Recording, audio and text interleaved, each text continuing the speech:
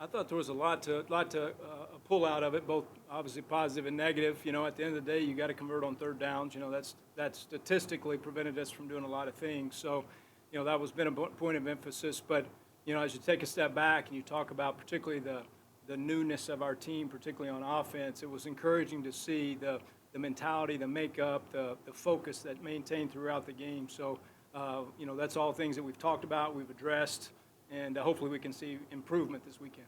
With the third downs specifically, did you feel like you got to enough manageable third downs, or did you think that was percentage? Well, I thought it was kind of both extremes. I believe just off the top of my head, I believe there was 4 third and 4 or less, maybe off the top of my head, that we weren't able to convert on. So, you know, when we were running the ball, staying in front of the chains, you have to convert on those, right? That's the other end of the spectrum. Stay in front of the chains, but okay, you get in a third and manageable, we have to convert it. So that was one that was probably the most disappointing.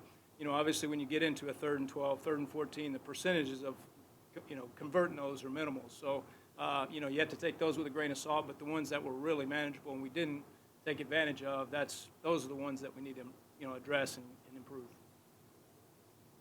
Cole Topham, Devil's Digest. Glenn, it kind of seemed like on those passing plays, you guys were trying to attack a little bit more of the intermediary level of the field. Just what was sort of the game plan, you know, going into the game with just that structure of attack? Yeah, I think we had probably schematically all levels as far as where we're trying to attack it. I mean, we and Emory can speak to this too. I mean, we had, you know, an RPO element where it was kind of more the quick game, take if they give you, which I thought they did a good job of taking some of that away. So those ended up being runs and not passes.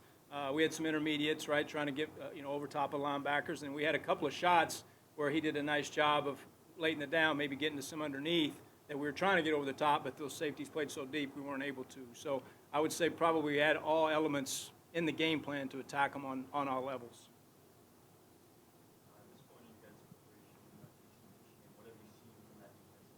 Yeah, they play hard, man, particularly up front. They're big and strong and physical.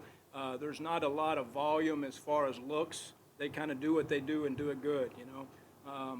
They've started fast. I don't believe anybody scored on them right the first quarter of the season, so they've started fast. And, you know, they take pride, I feel like, in being physical and really playing hard. So, you know, particularly up front, it'd be a nice test, you know, for us to step up to that challenge.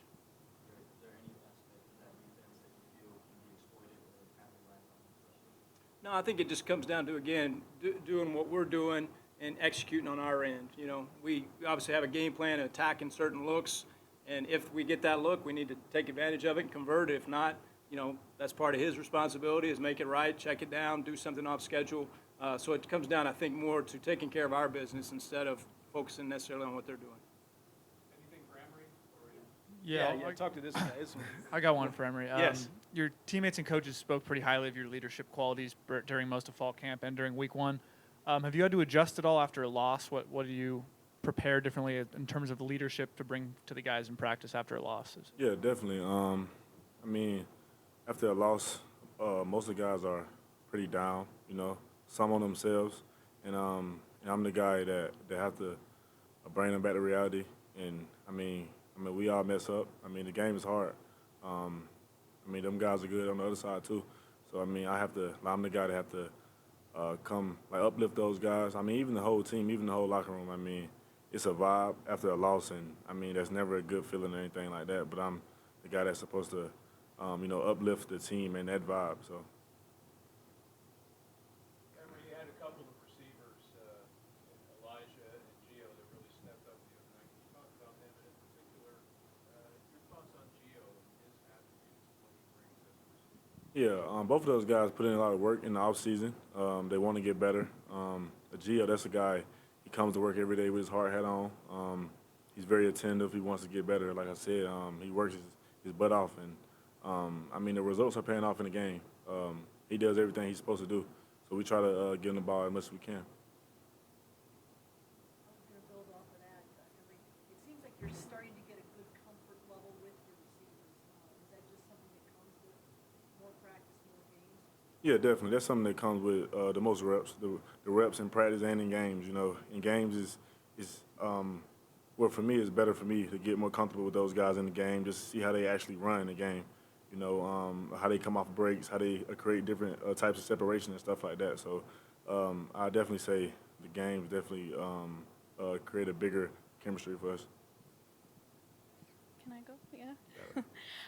I'm just curious, what's kind of the number one thing that you say to yourself in your head when you take the field for a new game every single week? What do you have to constantly remind yourself? I know there's a lot from being a quarterback, but what's Yeah. that number one thing for you? I mean, we all know responsibility is big for a quarterback, and for me, just do my job, keep it simple. Don't try to do too much, or not try to do my job enough. Just try to keep it even level, and just go do my job and make sure I encourage my guys, make sure they're doing everything that they're supposed to do.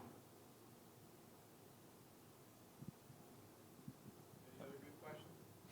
Sorry, I'm going to ask one more for Emory. You mentioned on Saturday after the game that maybe you could have used your legs a little bit more, maybe to extend plays, scramble out of the pocket, just with kind of how tight the pocket became with their defensive line. Moving forward, how are you sort of trying to find a balance between keeping your eyes downfield while also sort of utilizing your dual threat capabilities? Yeah, I mean, it's hard. I mean, a lot of people think that part of it is easy, just taking off whenever, but it's actually kind of hard. I mean, for me, I say just trying to feel the pocket more, not trying to bring my eyes down to the line of scrimmage and just try to feel those guys more. And, I mean, get out when I can. I mean, sometimes it might not be anything there, and I feel like I have the ability to make something happen.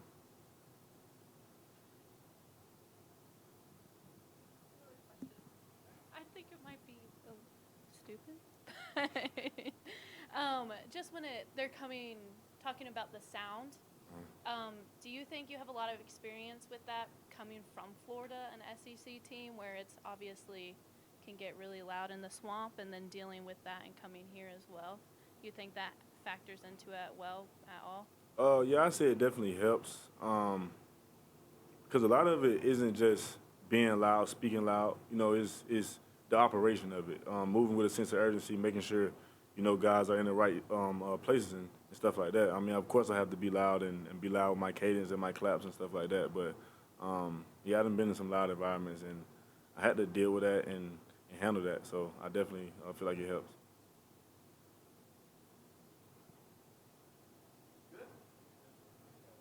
All right. Thank y'all.